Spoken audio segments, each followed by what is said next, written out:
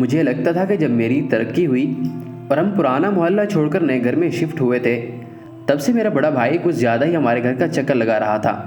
ये देखकर मेरी बीवी ने कहा, ये सब पैसे का कमाल है, अगर हम गरीब होते तो हमसे रिश्ता ही तोड़ लेते। फिर मेरे बड़े भाई को हार्ट अटैक हुआ और उसकी वफ़ात के बाद ये जिम्मेदारी इसके बड़े बेटे जुनेद ने संभाल ली। ये सब देखकर मेरी बीवी का गुस्सा और बढ़ गया। मुझे लगता है कि आपका भतीजा मेरी बेटी के चक्कर में आता है। मैं आपको बता रही हूँ कि मैं गरीब घर में अपनी बेटी नहीं दूंगी।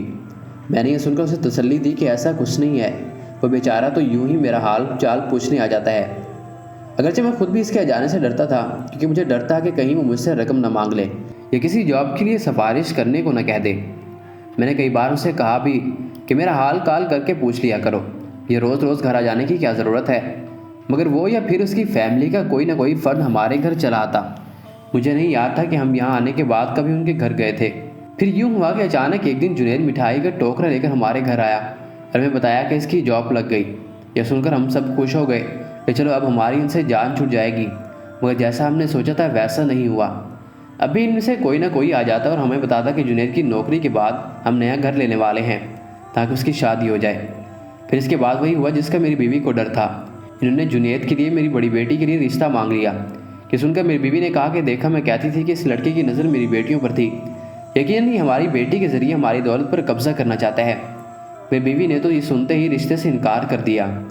एक दिन जुनेद हमारे घर आया और मेरी बेटी से कहा कि वो इससे बचपन ही से प्यार करता था, इसलिए इससे शादी करना चाहता था। मगर ये सब मेरी बीवी ने सुन लिया और उसे जुनेद को सबके सामने बेइज्जत करके घर से ये कहकर निकाल दिया कि मोहब्बत बकवास है, ये दरअसल तुम्हें इसलिए चाहता है कि तुम एक अमीर बाप की बेटी हो। अगर तुम किसी गरीब की बेटी होती तो यकीन नहीं ये तुम्हारी तरफ देखता ही नहीं। मगर ये सुनकर जुनेद ने कहा कि मुझे आजमा कर देख ले, मैं आपकी बेटी से बहुत प्यार करता हूँ। इसके बाद जुनेद हमारे घर कभी नहीं आया। हमने अपनी बेटी की शादी एक अमीर लड़के के साथ कर दी जो उसे अपने साथ अमेरिका ले गया। हम बहुत खुश थे, लेकिन हमें पता नहीं था कि हमारी खुशी आर्जी है। हमारी खुशियों को किसी की नज़र लग चुकी थी।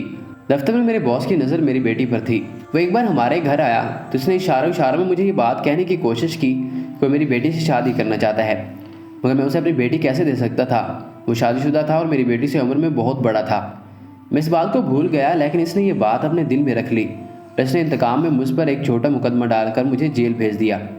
केस चलने लगा, वकीलों और कचहरी के चक्कर में मेरा घर तक बिक गया, मगर मैं रिहा ना हुआ। इसी दौरान मेरी बेटी अपने शोहर को छोड़कर वापस आ गई।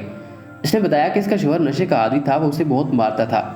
मैंने बीवी से कहा कि हम बहुत बड़ी मुसीबत में फंस चुके हैं, तुम जुनेद से रब्ता करो, उसे मेरे बारे में बताओ। अगले दिन जुनेद मुझसे मिलने जेल में आया। वो काफ़ी तरक्की कर चुका था। इसने अपने ओहदे का इस्तेमाल करते हुए मुझे जेल से रिहा करा दिया और हम सबको अपने घर ले आया और कहा कि अब आप सब हमारे साथ रहेंगे। सुनकर हम दोनों मियाँ बीवी बहुत शर्मिंदा हुए और इसे अपने बुरे रवैये की माफ़ी मांगी।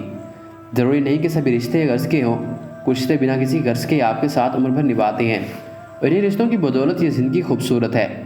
इंसान को अपनी दौलत पर कभी भी गरूर नहीं करना चाहिए।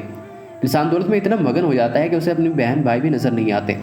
रिश्तों में सबसे बेहतर रिश्ता मेरे नज़दीक मुखलसी का रिश्ता है, यानी कि ज़ाती मफाद से हटकर सिर्फ और सिर्फ अपनी नायात का एहसास होना। ज़िंदगी आपको बहुत कम ऐसे लोगों से मिलवाती है कि जो आपके साथ बगैर किसी मफाद और लालच के होते हैं, इसलिए हमेशा रिश्तों की कदर करें।